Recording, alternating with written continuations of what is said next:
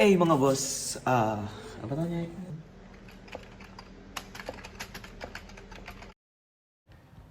Paano mag-request ng new PIN sa taong 2022?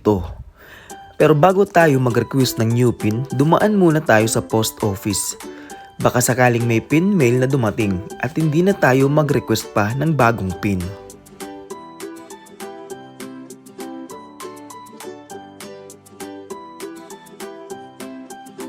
Boss, pwede mag-ask po kung may dala po email o mail? Google AdSense.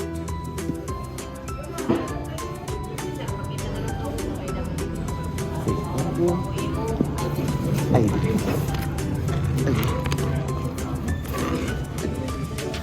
Daw mo yung mga paluga.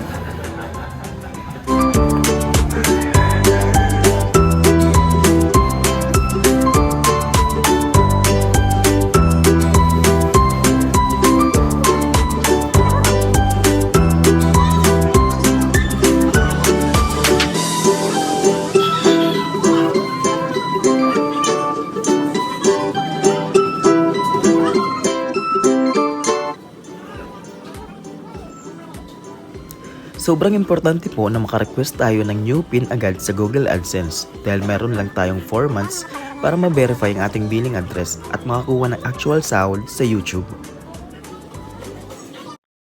Punta tayo sa Google, type login AdSense account. I-click ang sign in Google AdSense.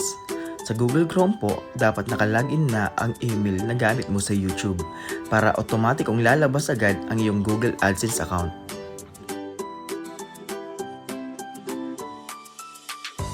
Scroll down at i-click ang payments.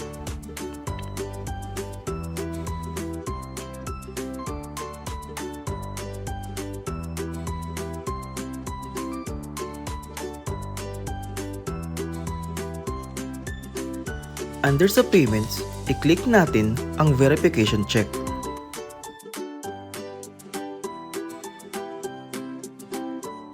Sa verification check, makikita na natin ang resend PIN. Mapapansin natin na unang nag-send si YouTube ng PIN sa March 29, 2022. At biglang, nabago ang date. Sa April 25, 2022 magsisimula ang 2 to 4 weeks na paghihintay ng bagong PIN.